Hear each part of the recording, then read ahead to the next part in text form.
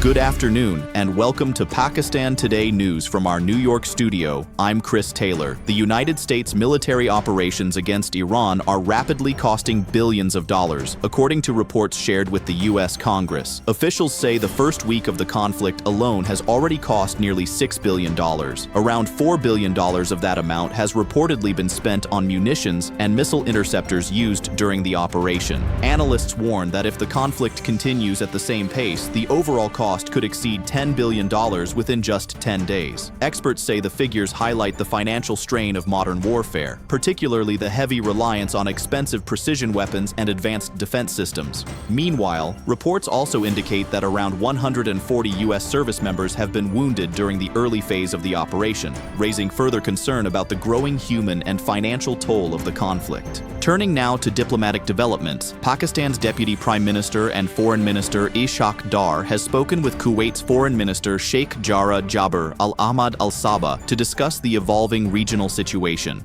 According to Pakistan's Foreign Office, both leaders expressed deep concern over recent developments in the region, including reported attacks targeting Kuwait. During the conversation, Ishaq Dar conveyed Pakistan's solidarity with the leadership and people of Kuwait. He also emphasized the urgent need for dialogue and de-escalation in order to ensure peace and stability across the wider region. For more on this diplomatic development, we go now to Sarah William in Islamabad. Thank you, Chris. Officials in Islamabad say the phone call between the two foreign ministers reflects Pakistan's growing diplomatic engagement as tensions escalate across the Middle East. The Foreign Office says Pakistan is closely monitoring the situation and remains concerned about any developments that could destabilize the wider region. Sources here indicate that Islamabad is encouraging dialogue among regional partners and urging restraint from all sides.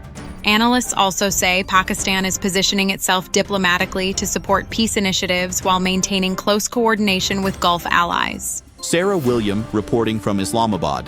Thank you for that update. Meanwhile, Qatar's armed forces say they have successfully intercepted a new missile attack targeting the country.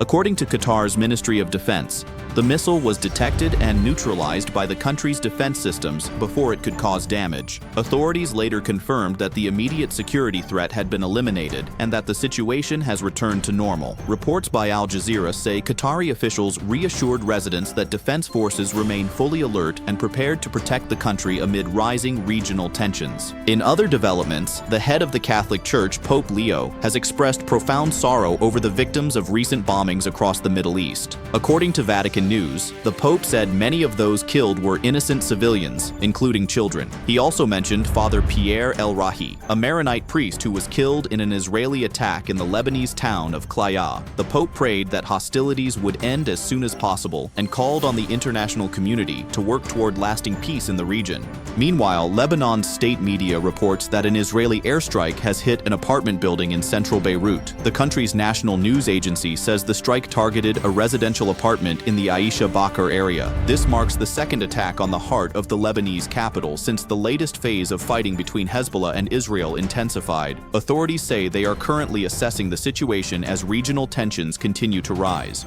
Inside Iran, the country's national police chief, Ahmad Reza Radan, has issued a warning to protesters supporting what authorities describe as the country's enemies.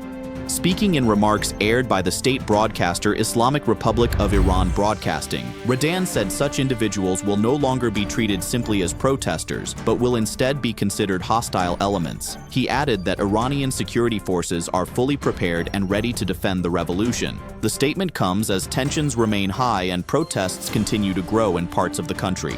Finally, an Iranian women's football team member who had previously sought asylum in Australia has now changed her decision. According to Australia's Home Affairs Minister Tony Burke, the player reconsidered after speaking with teammates who had earlier left the squad. Reports say 7 members of the visiting Iranian women's national football team had initially requested asylum after being labeled traitors back home following a pre-match protest.